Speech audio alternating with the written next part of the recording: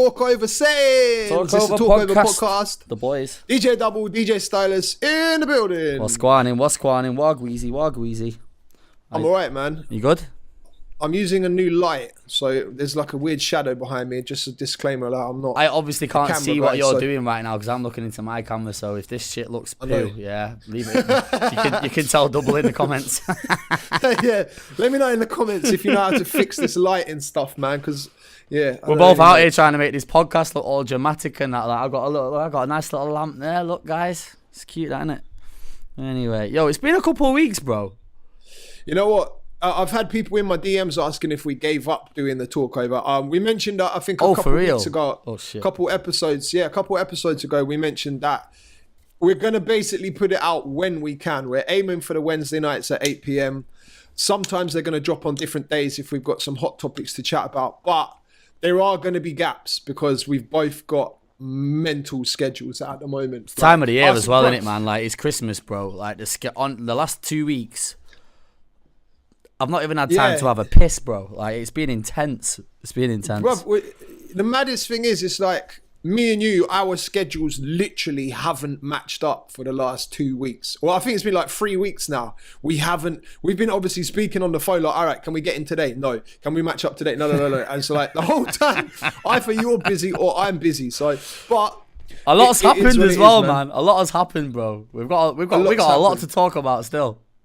Yeah. So, yeah, I mean, the first thing I said to you actually when we were just speaking on the phone just now, like, bro, Meek Mill's album, let's just very quickly, I don't want to turn this into an album review podcast, Meek. I feel like we have to touch on it, innit? We have to touch on it, man. Album, bro. Oh my gosh. Yo, he surprised me, you know. So, because I was the guy that I didn't write him off, but you know what I'm like when it comes to disses and people taking L's. Like you gotta come back, and I felt like Meek just kind of slivered off a little bit. But you know what? I was exactly the same as that, brother. And I'll go as far. Go on. Say what you're gonna say. But he surprised me, G. Like it's a phenomenal album, man. I don't even use them words very often either. To be honest, he surprised everyone. And bro, you know what? I actually was that guy that wrote him off. If you follow me on Twitter, you'll see like during that time, bruv, he went through a rough time as well. Him and Nicki broke up, so that's it. I don't know if it was. I can't remember the order of things. That's one L. Oh, so him and Drake kicked off first because I remember people were asking Nicki about Drake versus Meek, etc. So him and Drake got into beef, which he was taking L's left, right, and centre, bruv. Even to like, man had a suitcase at L's, man. I felt sorry for the guy. Do you remember OVO Fest? Drake had like a bunch of Meek Mill memes running in the background of his performance and stuff. Bro, I didn't even all see of the disses, like Meek lost the battle against Drake. Nicki and Meek broke up. Very high profile relationship. There's another L. Then that video came out of Meek Mill falling down the stairs. Do you remember? It was real icy and he fell down the stairs and like proper bruv, literally. Yo, I forgot about that, you know. He's not just taking L's, he's fully embarrassing himself, you know. That was the internet was against him. And I'm not gonna lie, his musical output wasn't very good either. And I honestly thought, I was like, that's it for Meek Mill. Like he's done now. He's gone. I don't know how he's gonna recover from this. I don't think he's going to recover from this. I think that's his time here done. And, bruv, I'm not going to lie. Like, I was completely wrong. And Meek, I know you're watching this, so I'm sorry, bro. The Talkover podcast, we apologise. Because I was the same, G. I was in the same official boat. Apology. When I flicked it on, I seen all the gas fit. I was like, I'm not sure. I was never the biggest Meek fan. And I liked him, but I wasn't like... Yeah. You get them hardcore Meek fans in it that are like on this guy. Yeah. Even still had that hardcore fan base kind of following him through his rough patch. I was never really that guy, but this album to me, it sounded like there's still hip hop albums out there like that now. But I'm talking like when you used to get a hip hop album, say like in the 90s, in the golden era, you would get like 18 to 20 tracks of solid, like telling a story, like each song. Like every song is solid and connected. It was a proper body of work, in my opinion. But even sonically, man, actually, it's funny you mentioned like the 90s and stuff because it was so packed out with samples, and there was a lot of 90s hip hop that was sampled there. Yep. That I mean, to be honest, at first, so I didn't know that he was dropping an album until I woke up and someone was like, "There's a Meek Mill album." No, like, bro, I didn't either.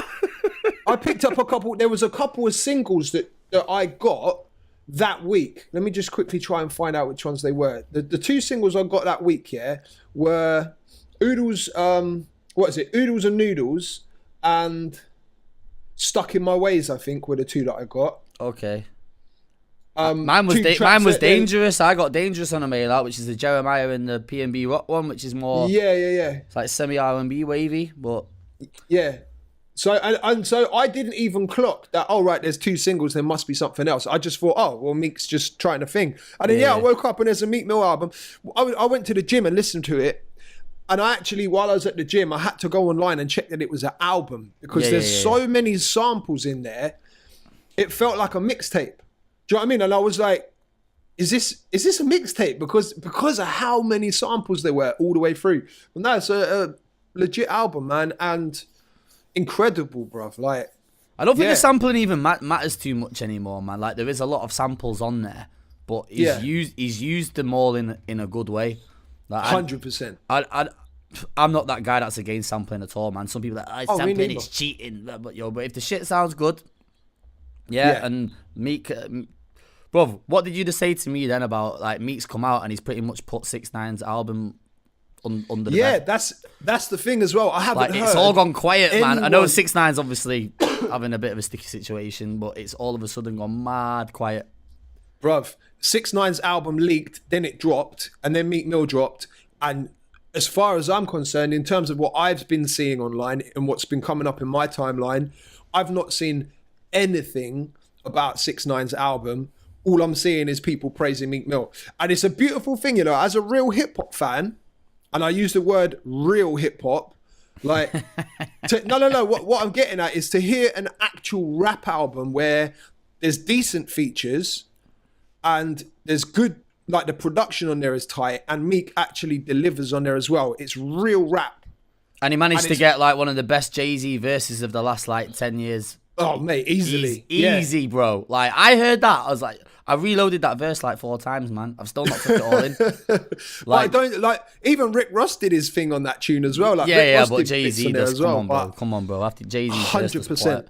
You may as well just give that record to Jay-Z. Are you going to leave him till last as well? Come on. Well, mate, you know why? Because put Jay-Z first greatest, on that verse, and no one's listening to the rest of the tune. You can't put Jay-Z on first. That'll get the play and then people will just mix out. But you know, if you're playing what's free, you know you have to wait until Jigga's verse now. Yeah. Or you know you're going to get that DJ edit, a Jay-Z edit only. Yeah, the Jay-Z only. DJ City, we're waiting, boys. Do you know what I mean? And he's got a rhythm on there with Drake. So after all the L's, after all the beef, and it's a banger, fam. But you know what? That's the only part of the album I don't like. You don't like that record? Evil, dog. Are you mad, G? The only reason I don't like it, the only reason I don't like it. Now, I'm a fan of the fact that they patched things up and that they repaired the damage, and it goes to show that the beef was just a musical thing and they can get past it, so there's not going to be any violence and all that stuff because that happens too much. So I'm glad that they're in a place where they're pals, but I just think if Drake dropped a new album tomorrow, he probably wouldn't feature Meek Mill because he doesn't need him. I don't think Meek needed Drake on that album. And I think, I don't know, it just feels a bit like... Bro, come on, man. Meek, like... It benefits Meek having Drake on the album way more than Meek jumping on Drake's. Yeah, 100%. You know what but I think Meek... You wouldn't turn that down. No, Meek could have had the same impact without Drake on the album. That's true, but it's good to... Bro, like you say, it's 19 records, right?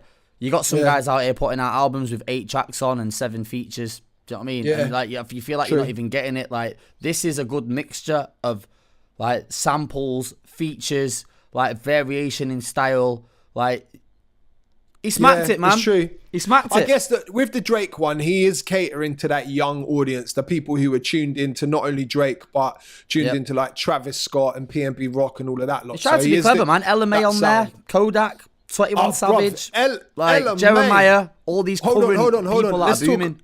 let's talk about LMA for a minute. Repping the UK. She is absolutely sick. Like I said, I was in the gym. I think it was chest day, so I was really banging out some weights, right? Leave it out. We don't need the details. And the LMA came on, but I wasn't looking at the track list. I didn't check the track list before I pressed play. I literally just pressed play because I wanted to just hear it with no preconceptions. And LMA came on, and obviously they sampled Beyonce, didn't they? Mm-hmm. I thought it was Beyonce singing until I came out the gym and listened to the album again later in the day, looking at the track list, and I was like, "Oh right, it's LMA." But bruv, looking at it before I saw the track list, I thought it was Beyonce, mate. That girl's voice is amazing. Like, she's another one, bro. But it's just a shame that she had to kind of step out the UK to get the shine that she semi-deserved. Because you know what? Because I was on her the first. I've been on her for a minute, but obviously, yeah, she's done it backwards. Gone like instead of getting big in the UK and trying to break the state, she's gone state, smacked it, and come back home. Yeah, but you know what? So. The problem with the UK is there isn't an infrastructure to support her kind of stuff at the moment. Exactly. The UK R&B, there's not a UK R&B scene. There's a few UK artists that do R&B, but there's not a scene. Did Booed Up chart in the UK? Pardon? Did Booed Up do well in the charts in the UK? Booed Up? Because for me, like I don't know. I'm not even 100% sure, you know. Let me try and find out how well that did, because that record could add major potential. Yeah, man, 100%. Let me have a little scan. Whoever finds the UK chart position first wins. LMA 2018 producer DJ Mustard. Right, she went to number 52 in the UK charts. With Booed Up. Yeah. See that? Yo, UK is dead. That's embarrassing, bro. Yeah, but she hit number 1 on Billboard in America. Number 4. Exactly. Number 1, she on Billboard. So she got number 28 on the mainstream top 40. Rhythmic in America, again, on the Billboard chart, which is number 3. Hot R&B songs, number 1. Hot R&B hip hop songs, number 4. Billboard Hot 100, she hit number 5. See what I'm saying? UK showed her no bro, love. she got Song of the Year at the Grammy Awards. To be honest, I don't really care for Grammys too much. Still a big look though. That's an accolade, man. Like, maybe only if you care about the Grammys. Song was written by May, Joel James, Dijon, DJ Mustard McFarlane. I did not know my man's first name was Dijon. Yeah, that's why it's called DJ Mustard. Yeah, I get that, but Ross, I did not. Guys, don't kill me for this. My man's called French Mustard McFarlane, you know. French Mustard. Yeah, so all right, let's talk about the Grammys real quick then, because like, I'll be honest, yeah, I couldn't care less about award shows and Grammys and stuff. Like, I know people say like, oh, Grammy nominated or Grammy award winner. Bruv, I don't give a shit. Like, because we don't give, bro. If we was in that position, yeah, if you had a song out like LMA, yeah, obviously you're not a girl, but you know what I'm saying, same situation, and you had a chance to win a Grammy. Come on, fam. You're telling me, yo, don't give a shit about Grammys. You're taking that Grammy, bro, and shouting about it. God's honest truth. For real. And the position could be different if I was a singer, because it might mean something different to me. But God's honest truth, bro, I could not care less about Grammys. Like, if I was nominated for a Grammy today, I wouldn't care. I probably wouldn't even go. Unless I was free, in which case I might just go just for fun. But I could not care less. Like, every year when it happens, I see like my timeline blows up. Oh, such and such is happening. Everyone's watching the Grammys. Bro, I don't care. Like, honestly, 99%. It's an industry thing, man. Like, you see these rappers out here shouting about 10 Grammys, this, that. Like, well, this is the thing. Like, even it's all part of the ego building, man. And obviously, the accolades in itself, stick them on the shelf. Nah, like, see, for me, accolade, like, just make good music. And like, so just for one example. No. But okay, so how come? Why is J. Cole's album not nominated for a Grammy this year? I saw some nominations the other day, and J. Cole's album is not nominated for a Grammy. Yeah, there's politics, man. There's politics. Exactly. So that means it's not there's authentic. Politics in everything, though. There's politics in radio, events, DJing, awards. The world's full of politics, bruv. Like, yeah, but we have politics on this podcast. Oh, bruv. Yeah. treading on interview eggshells politics. sometimes, you know. Oh mate, yeah. Let's not get into that. Let's now. not even go there. Yeah, let's not even go there. That's a hot. I'll wait till this cools down and then I will speak about big that. up LMA anyway. Big up Meek Mill. Like, big up LMA, repping the UK. Big up Meek Mill. Big up. Right, okay, let's talk about this real quick. So UK artists properly shining through right now. And Rapman obviously just announced that he's been signed to the ROCnation and managed by Jay-Z and his team, which was sick. And yeah, we were just speaking about it off air before the cameras were on. And I got a dope little shout out on his NFTR album. When they asked him about DJs that supported him from the start, basically when no one gave a fuck, who was the DJs that really played your stuff? And it's, bruv, you know what? No. I was gassed for you, bro. I'm not gonna lie, man. I was gassed for you, G. Someone hit me in my DMs actually and was like, yo, Rapman's just shouted you out in the NFTR. And I was gonna watch it anyway, but because I knew it was a shout, I was like, all right, cool. I just fired it up straight away. But yeah, it was I'm not gonna lie, bruv, because there's a lot of artists, and I know you've done this as well. There's a lot of artists that we've championed from the beginning, some of which are doing massive things now. Yes, sir. But will they pick up the phone if I give them a call for an interview? No. Like, do you know what I mean? Like, when they're interviewed and asked about their early beginnings, do they talk about the fact that me or you discovered them and put them on? Like, no. So for Rapman to straight off the bat, when they asked him, bruv, if you see the interview, because you said you haven't watched it yet, haven't you? But like, I just seen a snippet, but your name was drawn up so quick. It just shows that how genuine of a guy he really is. Do you know what I mean? Bruv, I think that's dope. He didn't have to think about it. So for me, like, he said you and then said DJ Ace and Vizzy sat on the panel. Yeah. Oh yeah. I was thinking, was that when they were both doing a show together? Ouch. Yeah, politics. No. I think they broke up. Ace and Viz broke up way before Rapman was doing the wrap ups.